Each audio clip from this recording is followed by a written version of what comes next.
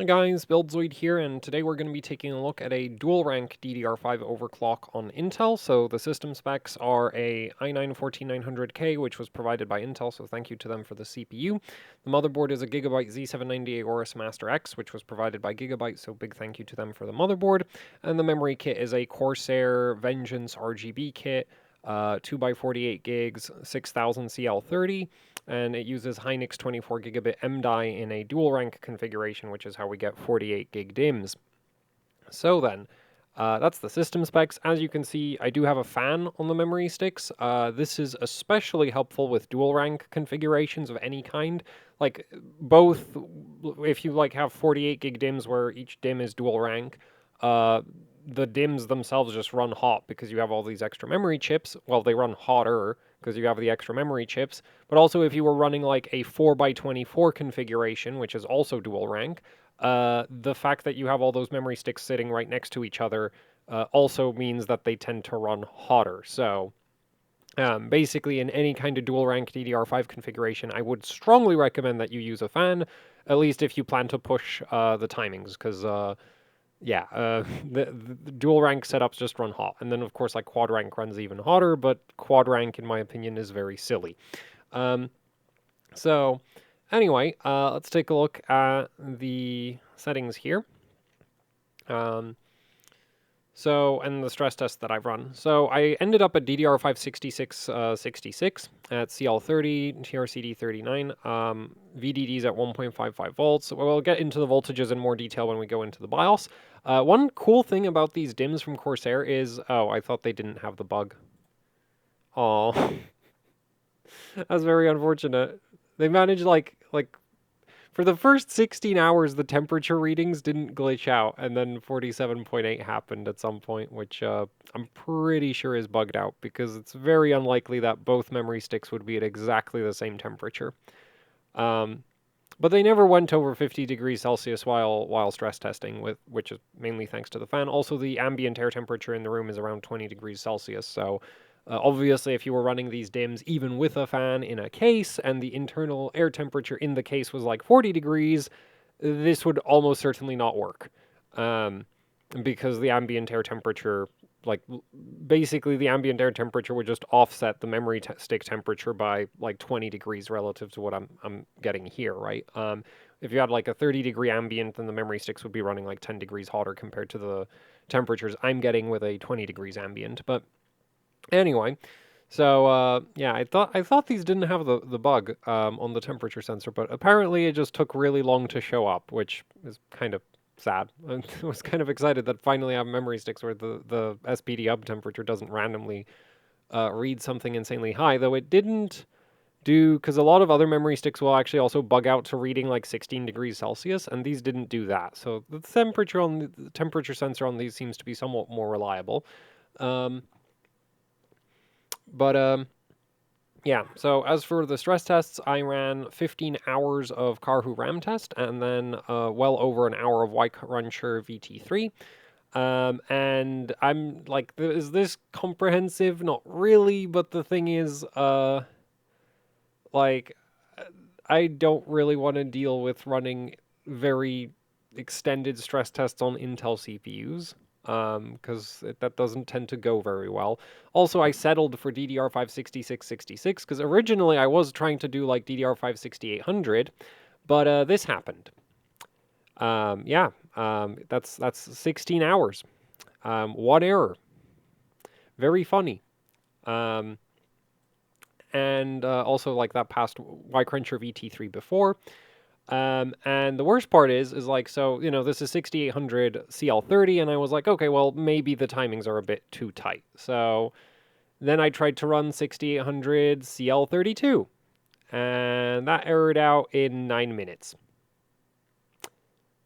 So yeah, that's why I decided to just give up on 6800, because when you see this kind of this kind of behavior from the Intel memory controller is like, that leads to insanity, because you end up sitting there fiddling with settings for like a month and nothing ever works, because this doesn't make any sense. You can't lose stability by loosening out the timings. It's just no. Actually, I'm just want to check that nothing else got. Nope, I didn't.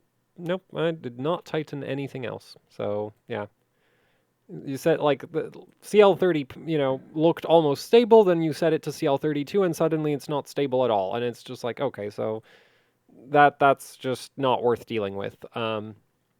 So yeah, that's how I ended up at DDR5-6666 because once I saw that error after 9 minutes, like initially at 6800, you know, I spent quite a lot of time just getting VT3 to finish because that was actually quite a challenge.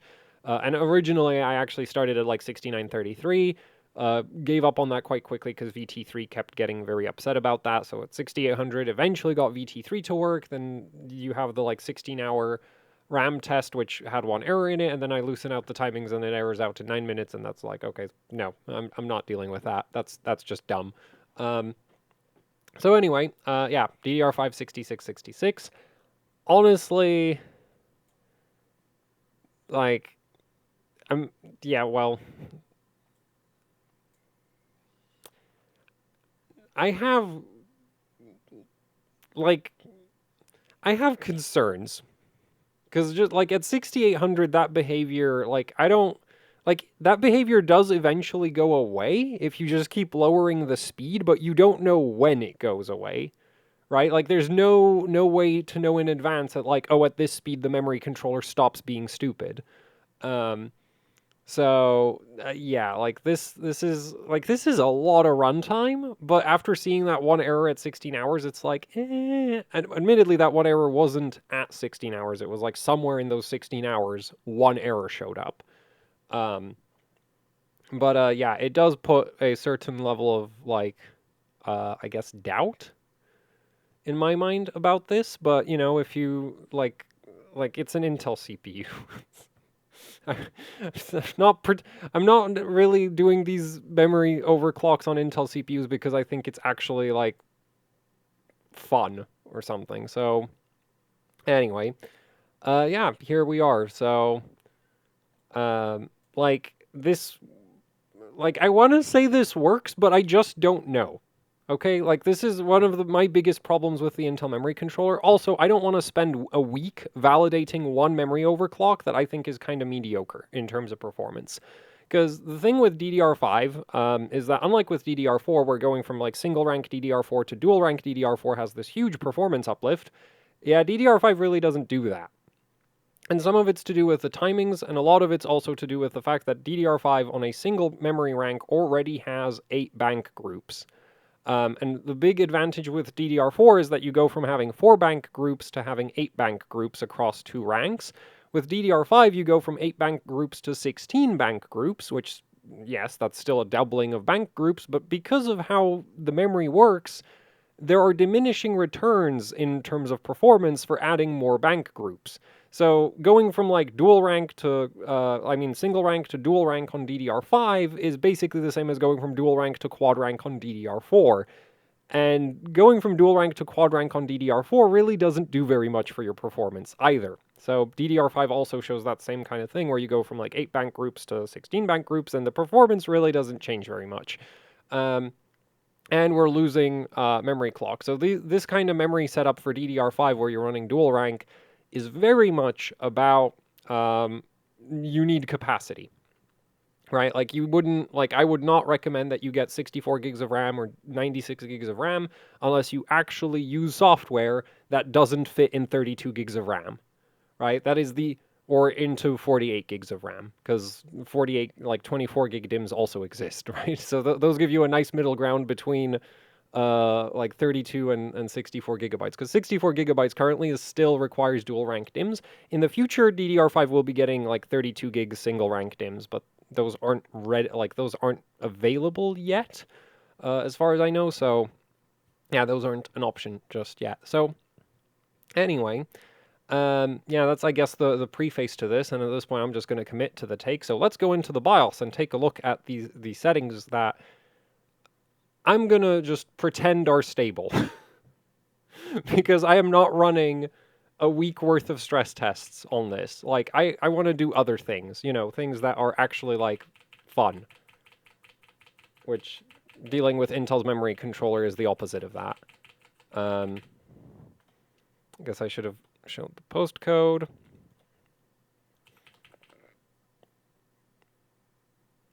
You know, it would be really funny if it failed to train right now. That would just be the most validating thing ever. It's just like if it doesn't boot. And also very counterproductive for me because it's like, oh yay, another Intel memory overclock that like just sucks down time, and I can't make a video about it because it just doesn't work for more than like 12 hours at a time. But I did manage to post, so anyway, into the BIOS. And what is the capture card doing? Man.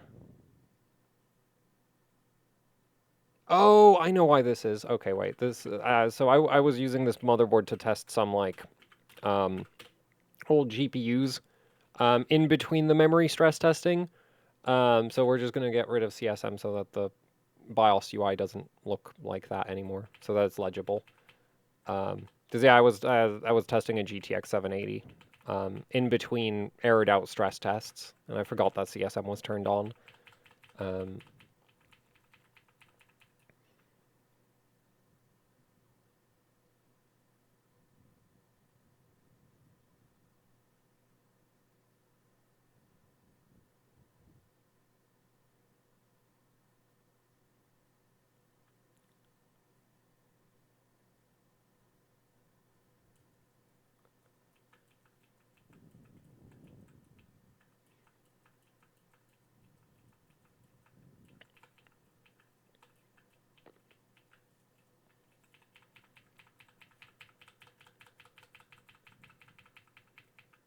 So anyway, here we are in the BIOS. Now, I guess we'll just start with the advanced memory settings. So we're of course in Gear 2. I have fast boot disabled, otherwise like if you're tuning memory, Gigabyte motherboards are a bit weird about not always retraining your settings when you change them. So especially when you're tuning the memory, you're going to want to disable fast boot. After you're done tuning, if you want the board not to retrain, you can enable fast boot again or just put it back to auto. And you might think that would prevent like mistrains on boot up, but unfortunately, I've seen Intel memory controller. Well, I mean, yeah, like I've seen CPU like Intel CPUs and I think AMD CPUs as well, but I've not like on AMD I've not really tested having fast boot enabled very much because it used to cause a lot of issues. It's only like recently-ish that it got kind of fixed, but anyway, so what I have seen is that even if you enable fast boot, you might think, oh, it's never going to mistrain the memory if it doesn't retrain every time it boots. Yeah, that doesn't work. Sometimes it'll just like you'll reboot with fast boot and it'll be unstable. I don't know why that happens. Like it doesn't really make any sense, but yeah, that is a thing. So anyway, in the memory training options, I do have round trip latency turned on. This just gives you a slight reduction in memory latency. So yeah, though it is worth noting that depending on your CPU and motherboard and memory kit, turning that on might not be stable, like at all, as potentially more true for dual rank setups. So yeah, but it is one of those settings that like you should try if it works like you should try enabling it. If it works, great. If it doesn't work, well, you just run without it, basically. So yeah, anyway, for the timings, we're looking at 30, 39, 39, 36. TRAS could probably be a bit lower at 6666, though 24 gigabit Hynix M die is a bit weak on TRAS compared to the earlier Hynix memory chips. Also, cast latency at 30, well, it's not like we would need a lot more voltage to run lower cast latency than this. And because dual rank DIMMs run really hot, that's not a great idea. And then TRCD and TRP are actually, well, so TRCD is about as low as it goes. TRP isn't, but the thing is Gigabyte's, like if you try to set the TRP below TRCD, it doesn't do anything because Gigabyte's BIOS doesn't let you set TRP to anything different from the TRCD, which is very not great because technically the CPU does support having TRP set to something different from TRCD, and you can do that on other motherboards, but not on Gigabyte boards. So yeah, so that's just at 39. TRC doesn't exist, so I didn't set that. TWR also doesn't exist. TCWL is at 24, which might seem weirdly low, because a lot of the time you'll see people just set TCWL to 2 ticks below cast latency, but on most Hynix memory chips, you can set cast write latency really, really low. This is probably not minimized. Honestly, I wouldn't be too surprised if it worked at 16, which would look extremely weird, but I've seen things like that actually work on Hynix kits and like actually pass stress tests. So yeah, having it at 24 is like I don't like it's not minimized because I didn't try to minimize it. So it could potentially go lower. And is there anything else worth mentioning? Oh, it's worth mentioning though that like trying to push your cast write latency as low as it can possibly go doesn't really have huge impacts on real world performance because most real world workloads aren't write bandwidth limited. And cast write latency like basically slightly improves write performance. And for TRD SNL, we're at 8 and 10. Actually, the 10 might have worked at 9, but 1 tick of TRDL is really not going to make much of a difference. TRDS at 8. 24 gigabit MDI doesn't generally doesn't do as low TRRDs as the 16 gigabit Hynix memory chips do. I didn't check if it actually goes below 8, though it is worth noting that with DDR5, because the burst length for reads and the burst length of DDR5 is 8 clock cycles, being able to do row activations faster than 8 clock cycles doesn't really doing back-to-back row activations faster than 8 clock cycles doesn't really have any significant performance improvements. Like, it is still somewhat faster, and it is supported by the memory controller, so basically you could, if you could, you would generally want to run 4, but 4 and 8 in terms of actual performance aren't very different because you're not actually squeezing in more read or write commands by lowering this. Or, well, you're not going to be squeezing in significantly more of them, because technically you might have some scheduling benefits where the memory controller can squeeze commands in between each other better somewhat, but it's not like if you were going from 10 to 8, that's going to actually be potentially quite significant, because you're going to reduce the gap between your first couple reads and writes from 2 cycles to no gap. And that was an unnecessarily complicated explanation of that. TRRDL is same general idea as TRRDS applies, except this is used less often by the memory controller, so we don't need to worry, it affects performance less than TRRDS does.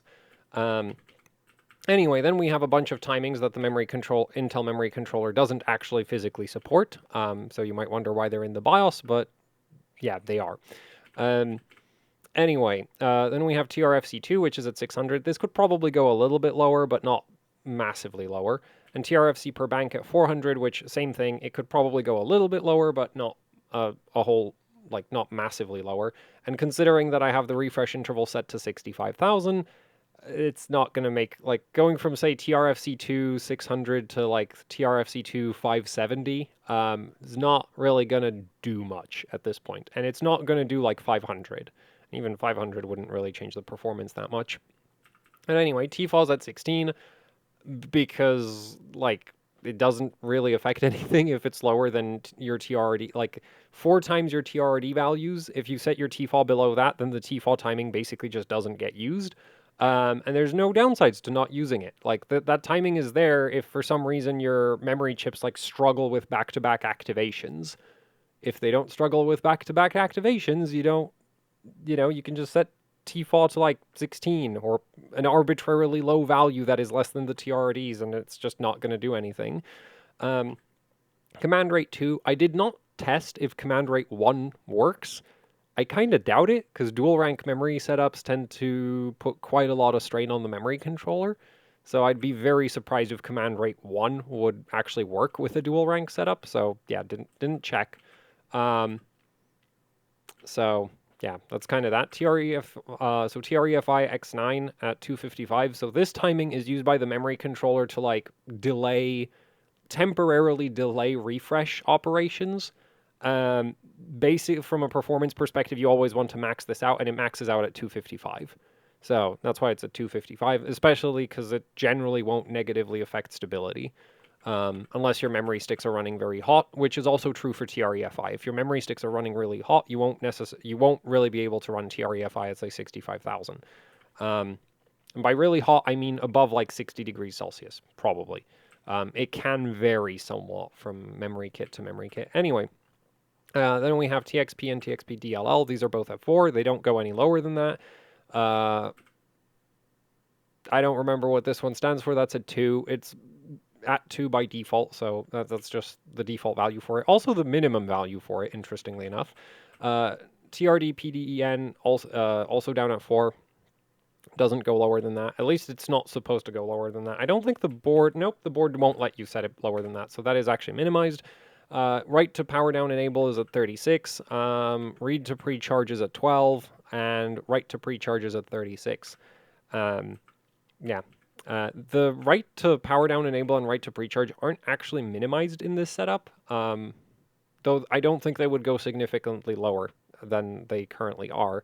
Maybe if you push the cast write latency really low, they might go even lower, because these two, write to pre-charge on Intel CPUs is used to delay the pre-charge command after a write command. So right now, I want to say we have a TWR of like 4, because the cast write latency is 24 cycles. The burst length would, like the write burst itself would be 8 cycles, and then you have 4 cycles before the pre-charge command can be sent. So if you had like a cast write latency of like 16, it might be possible to use a TWR, like a WR pre of... I'm bad at math. I give up. I left TCP dead on auto. It doesn't really do anything. Technically, I could have done the same for like all the power down enable timings. Just left them on auto. They don't really do much. TCK is at 8.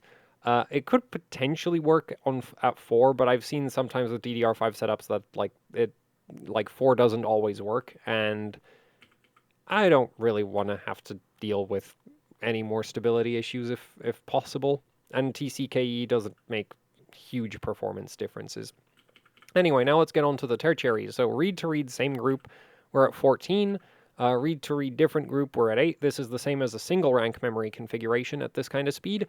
But then we get to read different rank and different DIM. I think the mix-up on the Intel memory controller, where the different DIM timings control the different rank and the different rank timings control different DIMs, still exists, but I've not tested for that. But the thing is, I'm setting both of them at the same time, which just completely avoids the issue because it doesn't matter which one actually sets the value. But so if you are tuning a dual rank setup, you should set DR and DD to the same thing. Because unless you want to manually test which one of them actually applies to your memory setup, because theoretically, for this setup, it should just be DR, but I'm pretty sure like the timings being swapped is still a thing, because that's been a thing since like Intel 11th gen, where like for whatever reason DR controls different DIM and DD controls different rank, which yeah, well, the workaround for that is to just set both of them to the same thing, and then you don't have to worry about that. But anyway, this is actually minimized, the 12, which is part of the reason why dual rank DDR5 is not really much faster than single rank DDR5, because you'll notice that it's actually faster for the memory controller to send read operations to the same rank, as long as it's on a different group, than it is to send read operations to a different rank, right? Like if you're reading, like if you're sending two read commands in a row, if you send them both to the same group, there's going to be a 14 cycle gap between the read commands, and so the actual read bursts will have like a 6 cycle gap between them. And then for peak read bandwidth, the memory controller is basically going to be doing its best to only use the different group timing. And then different rank and different DIM are basically as bad as like same group. And actually with write timings, it gets even worse. And read to write, just 20 across the board. This is actually I'm not sure that the same group, different groups are minimized, but the different rank, different dim are minimized. Those actually don't go any lower. But then we get to right to right same group, right to right different group, and we have the typical Hynix thing of like 10-8, because Hynix memory chips are just weirdly good at doing write operations really quickly. But then you get to right different rank and different dim, and it takes 16 cycles for some reason to send a write command to a different memory stick and still, successfully write data to the memory stick. Also, this isn't like it causes slight instability. This completely breaks. Like, you set the different rank timings to 14, and it just stops working completely. Like, the system immediately freezes up. In fact, it won't even post if you set it in the BIOS. So, yeah, like the write, like back-to-back writes to a different rank are actually just straight up slower than back-to-back writes to the same rank. Not even like even if you're hitting the same group, which is like the suboptimal situation, right? So that is just sort of, yeah, an interesting observation for DDR5, and one of the reasons why like dual rank DDR5 really doesn't have a very large performance advantage over single rank DDR5 is that a lot of things that you would be hoping would get faster because you have more bank groups to do them with, they don't really get any faster. Like, yeah, back-to-back reads are now 2 cycles, faster, but worst case scenario back-to-back reads are slightly less frequent, I guess. So, right? Because we're going from like 14 to 12. It's like, okay, so we save 2 cycles sometimes, and ideally you actually wouldn't want the memory controller to be swapping ranks on the fly, which is not great. Writes are just like worse to a different rank, which, yeah, that kind of sucks. And then you get write to read, and write to read actually sees a benefit. So switching from writing to one rank and then writing to like writing to one rank and then reading from a different rank, that actually is very quick. So yeah, that sees actually, like, that's the one place where the dual rank has like a actual like proper performance advantage. But everywhere else it's like either the same or not really better or actually just straight up worse, right? So yeah, dual rank on DDR5 just like, it's about the capacity. It's not really about the performance. I think there are technically, well, no, I can't actually think of a scenario where you get a performance uplift. At least I've not seen one. Because the other thing is, like, you have that clock speed penalty, right? So usually the reason, like, with DDR4 you want to dual rank is because you have, like, for one thing, you have more bank groups to play with, so the memory controller can avoid certain, like, same group timing delays more often. And, of course, there's this clock speed penalty, but because you can just shuffle commands between the ranks much more efficiently, you get a overall performance uplift. With DDR5, though, you still have a speed penalty, but your different rank advantage is kind of like not, like, it's not really an advantage. So yeah, and off the top of my head, and maybe this is different with like the AMD memory controller, depending on if like there's a difference in how the memory controllers handle the back-to-back timings. But yeah, with the Intel memory controller, like, the back-to-back timings for different memory ranks just don't really, like, there's no there's basically no performance advantage. Which, yeah, so if you're considering like dual rank DDR5, you're doing it because you want, 96 gigs of RAM.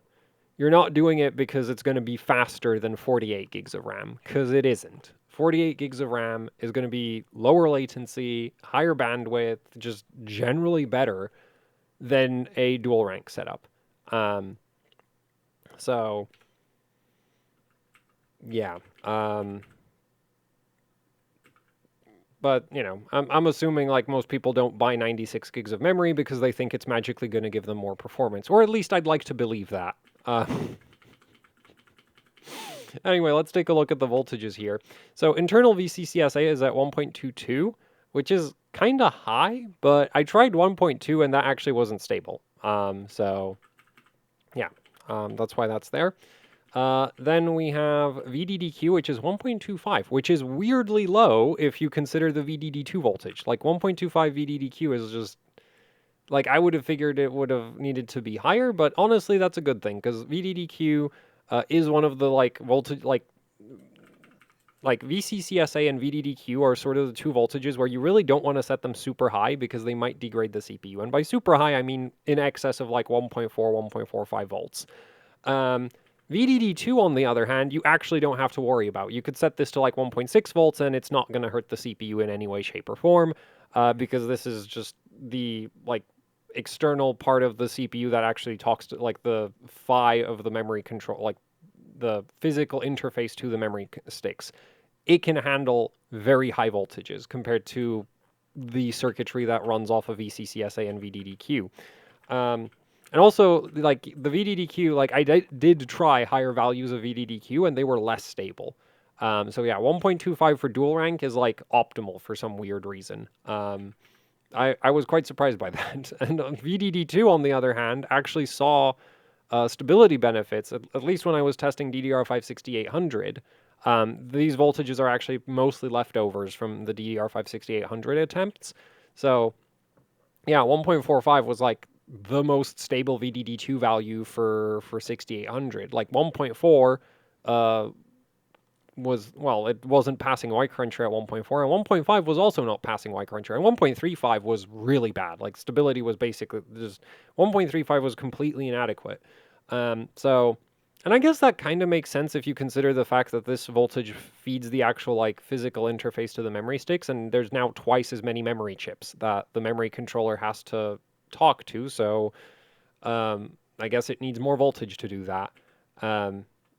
At least that seems like a sensible explanation to me. I don't know for sure, but you know, that would sort of make sense. I could be completely wrong. And then we have the actual memory stick voltages. So VDD is at 1.55 volts, which is quite high.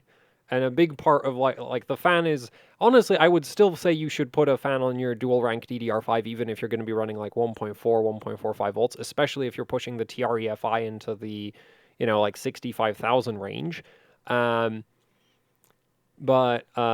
Yeah, so this is mostly about being able to run CL30. Because if I had lower VDD voltage, then potentially like the CL30 would probably stop working somewhere around 1.45 completely.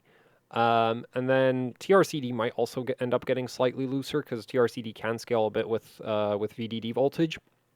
And then the rest of the timings actually wouldn't change because that's like the VDD voltage only really affects the primaries, and among the primaries, it primarily affects the CAS latency. And then VDDQ, I have it at 1.45. Interestingly enough, even at 1.35, the stability really wasn't that bad. And I'm not even 100% certain that 1.45 VDDQ is actually necessary. In this case, it's like I've set it that high mostly because the VDD2 voltage is at 1.45 volts. Because VDDQ is the voltage that like the memory sticks use to talk to the memory controller. So, yeah, that's why I ended up setting it to 1.45 volts. I didn't check if like 1.5 actually caused worse stability. Running it at 1.4 would actually potentially slightly help the memory temperatures. So like trying to keep this voltage as low as possible would actually potentially help like stability for like would potentially make the memory sticks run a bit cooler, which can help stability depending on what kind of timings you're running. Because yeah, I did most of the like actually for the 6800 setups, I think I had VDDQ at like 1.35 almost the entire time, and I did try it all the way up to like again, a lot of these voltages are leftovers from me trying to get 6800 to work, right? So this, I'm pretty sure I didn't set this to 1.45 for 6666 specifically. I'm pretty sure this is when I was trying to get 6800 to work. And I don't remember it actually making a difference because 1.4 also worked really well. Or at least like 1.4 worked about as well as 1.45 did. So, because that's one of the issues when the memory controller just sometimes randomly spits out an error after 8 minutes of runtime, right? It's just like, well, I don't know if that actually, like, did the stability get worse or did it get better? Who knows? Because Maybe the first time around, I just got lucky that it didn't error out for 16 hours. So anyway, yeah, that's it. Dual rank DDR5. I mean, for the most part, well, the voltages are quite different from the single rank setup. Like the VDD2 is way higher than what I was using for single rank. And VDDQ is lower than what I was using for single rank. Then again, we are at a lower memory speed, so that might be part of that. And then for the memory timings, I mean, the primaries are basically what you would, like primaries, secondaries are all basically what you would use for a single rank setup. And really the only thing that dual rank adds is the DR and DD timings. And you should just set those two to the same value. Like, even if you only have 2 memory sticks, if those memory sticks are dual rank, just set both of them to the same thing. Because it's not, like, there's no benefit of having the unused timing set to something different. Right, like you'll see people set DR, DD to like 1 sometimes on single rank setups, which is just like, I mean, yeah, you can do that. It doesn't do anything, which is why you can set it to 1, because those timings don't apply to your memory configuration. But in dual rank, these do apply, and I'm not sure off the top of my head if the labeling mix-up got fixed. So that's why I keep just setting them. Because also, if you were running like a 4x24 setup, then like this style of setting the dual rank timings would actually work. Just you set DR and DD to the same value, and it doesn't matter if you have 2 sticks, 4 sticks. It applies to all configurations of dual rank memory. So, yeah, and then the actual, like, you know, same group, different group timings. Those are the same as a single rank configuration at this speed. So, yeah, that's it. Because I didn't change anything else in the settings here. Yeah. So because everything else is on auto. So that's it. Hopefully you found this at least somewhat interesting, if not particularly useful. Can't imagine too many people are trying to run 96 gigs of DDR5. Big thank you to Corsair for the memory kit, as well as Gigabyte and Intel for the motherboard and CPU. And yeah, that's it. So thank you for watching. Like, share, subscribe, leave any comments, questions, suggestions down in the comment section below. If you'd like to support what I do here with actually hardcore overclocking, I have a Patreon. There's a link to that down in the description below. There's also the AHOC Teespring store where you can pick up shirts, hoodies, posters, you know, the usual YouTuber merch. And I've also got a Bandcamp. There's a link to that down in the description below as well. And that's it. So thanks for watching, and goodbye.